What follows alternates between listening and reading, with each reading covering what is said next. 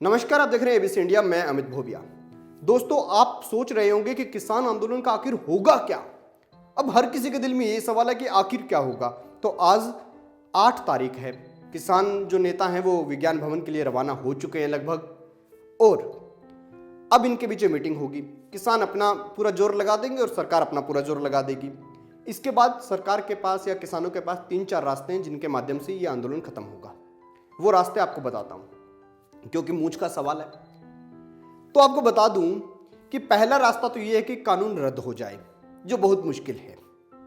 दूसरा रास्ता यह है कि प्रोटेस्ट कहां पे हो रहा है सबसे ज्यादा? हरियाणा और पंजाब। केंद्र सरकार के पास एक ताकत है। ताकत क्या है? अंदर खाते तो ये ताकत ही होती है।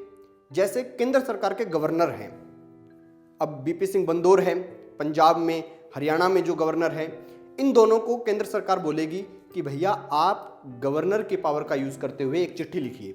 चिट्ठी लिखिए किसको? आप चिट्ठी लिखिए राष्ट्रपति को। राष्ट्रपति को बोलेंगे कि भैया हमारे यहाँ के लोगों को ये जो कानून है ये पसंद नहीं है, और ये संवर्ती सूची की एंट्री नंबर 23 से बने हुए कानून है, इसलिए हमारे राज्य के कानून को ओवरलैप कर रहे हैं, यानी हमारे राज्य का कानून इनके सामने नीचा है। तो आप हमें ये परमिशन दीजिए कि जो संवर्ती सूची से जो कानून बनकर आए हैं ये है यहाँ हमारे यहाँ के कानून को ओवरलैप ना करें। अब क्या होगा? अब राष्ट्रपति किसका है? बीजेपी का ही है। तो राष्ट्रपति जी मोहर लगा देंगे, हरियाणा पंजाब में ये कानून लागू नहीं होंगे। दूसरा रास्ता ये है। तीसरा रास्ता क्या है? तीसरा रास्ता ये है कि सरकार जो है वो क्या करेगी? वो आपको हर राज्य को पावर दे देगी। वो हर राज्य को ये बोल देगी कि भाई आपका अगर दिल है तो लागू कर दीजिए, आपका दिल नहीं है तो लागू मत कीजिए। लेकिन ये वो लास्ट कंडीशन है जिसके बाद सरकार के पास कुछ चारा नहीं रहेगा। क्योंकि इसमें क्या दिक्कत क्या होती है कि राज्य सरकारों की इतनी हिम्मत नहीं हो पाती कि वो इन कानूनों को लागू कर दें। चाहे खट्टर की सरकार है, हरियाणा में बीजेपी की सरकार है, उसकी भी हिम्मत नहीं है कि वो इन कानूनों को लागू कर दें। इनके लिए खुददार नेता चाहिए, इनके अंदर खुददारी हो जो कहे कि लागू कर देंगे। जैसे विलासराव देशमुख की सरकार थी, और जो ये मैं बता रहा हूं ना कि सरकार कह दे कि राज्य की पावर होती है, तो उसको कहते हैं कि केंद्र सरकार ने एक मॉडल ऑफ एक्ट दिया है। तो जब model of act Atal Bihari Vajpayee की सरकार ने दिया था, और लागू किसने किया था? विलासराव देशमुख की सरकार ने। कांग्रेस की सरकार ने लागू किया बीजेपी का एक्ट। ठीक है, तो वो कुछ खुददार नेता होते हैं। तो आज की स्थिति वैसी नहीं है कि कोई नेता जो है वो लागू कर देगा। आगे बात करते हैं। आगे दोनों पक्षों के पास एक रास्ता है, वो ये कि दोनों पक्ष सुप्रीम कोर्ट चले जाएं और सुप्रीम कोर्ट को कह दें कि भाई आप ही निर्णय लीजिए। तो ऐसे में क्या है, सुप्रीम कोर्ट के पास कौन सी पावर है जो निर्णय ले लेगी? सुप्रीम कोर्ट तो सुझाव दे सकती है।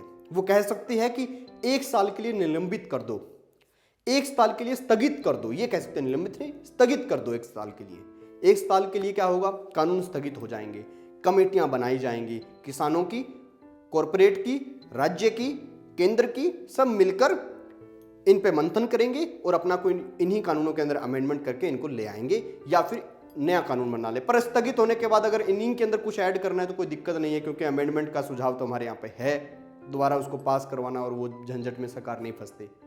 तो ये रास्ते हैं। लेकिन जो सुप्रीम कोर्ट अगर कोई आदेश देती है वो रास्ता नहीं है, क्योंकि सुप्रीम कोर्ट पहली बात आदेश दे नहीं सकती, और दूसरी बात आंदोलन जब होते हैं इनमें कोई आदेश उदेश नहीं मानता। क्यों नहीं मानता? सिंपल सी बात बताऊं। नरेंद्र मोदी की सरकार में 3 आंदोलन हुए। एक एनआरसी को लेकर हुआ, एक SC ST को लेकर हुआ, एक किसान आंदोलन हुआ। SC ST को लेकर आंदोलन हुआ, वो किसके खिलाफ था? वो तो सुप्रीम कोर्ट के खिलाफ था, क्योंकि सुप्रीम कोर्ट का जजमेंट था उसको लेकर, और उसी के खिलाफ जो SC ST वाले थे ये भड़क गए थे, क्योंकि सुप्रीम कोर्ट का एक विशेष नोटिस आया था, कोई जजमेंट आया था, उसको लेकर इन्होंने सरकार के खिलाफ किया था कि भैया आप हमारे हक में सुप्रीम कोर्ट का फैसला पलटते हुए हमारे हक में कानून बनाओ। तो ये चीज़ें हैं और ये रास्ते हैं। और कोई रास्ता अगर आपको नज़र आता है तो आप कमेंट बॉक्स में बता दीजिए, और उम्मीद करते हैं हम सब लोग कि आज समाधान निकलेगा, क्योंकि किसान भी ठंड में बैठा है और सरकार को भी बहुत बड़ी दिक्कत है। हज़ारों करोड़ रुपए का घाटा व्यापारियों को हो रहा है। आसपास जिस एरिया में किसान बैठे हैं वहाँ के गांव के लोग भी तंग हैं, क्योंकि उनके भी व्यापार को कहीं ना कहीं चोट पहुँची है। सर्विस सेक्टर के लोग, उद्योग क्षेत्र, सबको थोड़ा थोड़ा घाटा तो है ही। तो देखते रहिए एबीसी इंडिया और अपने सुझाव कमेंट बॉक्स में देते रहिएगा। एबीसी इंडिया, आपकी आवाज़, आपका विश्वास।